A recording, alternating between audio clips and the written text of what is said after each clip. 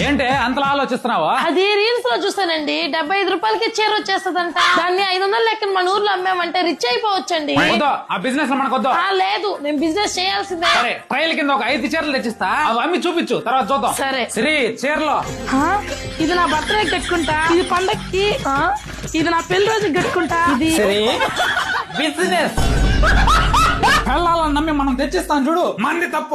ఏమైంది ఇప్పుడు? ఏమండి, కుట్టు మిషన్ కుట్టి రిచ్ అయిపోతా. నేర్పించడానికి కుట్టు మిషన్ కి 20,000 బొక్క. ఏమయ్యో, పికిల్స్ బిజినెస్ పెట్టేస్తా, 10,000 బొక్క. ఏమండి, నేను మీ జాబ్ లో హెల్ప్ అవుతా, ల్యాప్టాప్ బొక్క. నిజంగా బిజినెస్ చేసే వాళ్ళు కూడా మీ అంత కాన్ఫిడెన్స్ గా చెప్పరమ్మా. ఏమండి,